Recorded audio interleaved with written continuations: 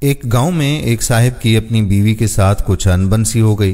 ابھی جھگڑا ختم نہیں ہوا تھا کہ اسی اثنا میں ان کے گھر مہمان آ گیا۔ خاوند نے اسے اپنی بیٹھک میں بٹھا دیا اور بیوی سے کہا کہ فلاں رشتہ دار مہمان آیا ہے، اس کے لیے کھانا بنا لو۔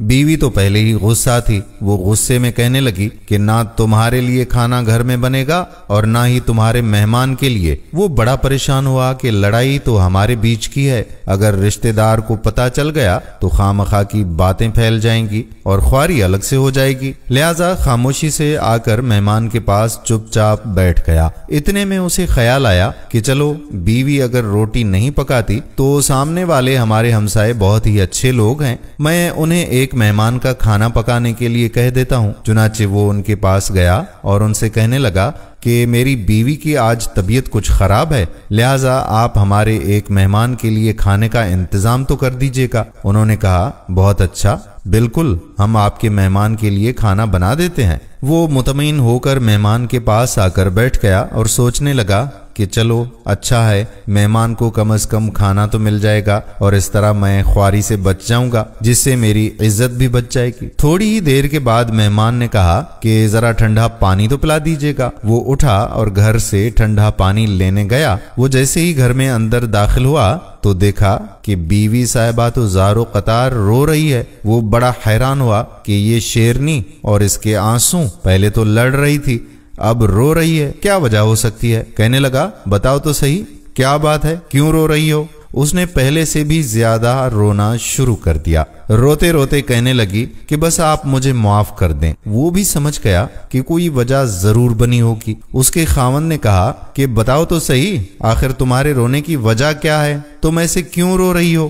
بیوی نے کہا کہ پہلے مجھے آپ معاف کر دیں، پھر میں آپ کو اپنی بات سناؤں گی۔ خیر، شوہر نے کہا کہ کوئی بات نہیں، جو لڑائی تھی، جو جھگڑا تھا، میں نے وہ دل سے نکال دیا ہے اور تمہیں معاف کر دیا۔ پھر اس کی بیوی کہنے لگی کہ جب آپ نے آ کر مہمان کے بارے میں بتایا اور میں نے کہہ دیا کہ نہ تمہارے لیے کچھ پکے گا اور نہ ہی تمہارے مہمان کے لیے اس گھر میں کچھ پکے گا، چلو چھٹی کرو، مگر اس کے بعد میں نے دل میں سوچا کہ لڑائی تو ہماری اور آپ کی ہے اور یہ مہمان رشتہ دار ہے، ہمیں اس کے سامنے یہ پول نہیں کھولنا چاہیے کہ ہمارے بیچ انبن ہے۔ چنانچہ میں اٹھی کہ کھانا بنا دیتی ہوں۔ میں جب باورچی خانے میں گئی تو میں نے دیکھا کہ جس بوری میں ہمارا آٹا پڑا ہوا تھا، ایک سفید پوش آدمی اس بوری میں سے آٹا نکال رہا ہے۔ میں یہ منظر دیکھ کر سہم سی گئی، ڈر گئی۔ وہ مجھے کہنے لگا کہ اے خاتون، ڈرو مت، پریشان نہ ہو، یہ تمہارے مہمان کا حصہ تھا جو تمہارے آٹے میں شامل تھا۔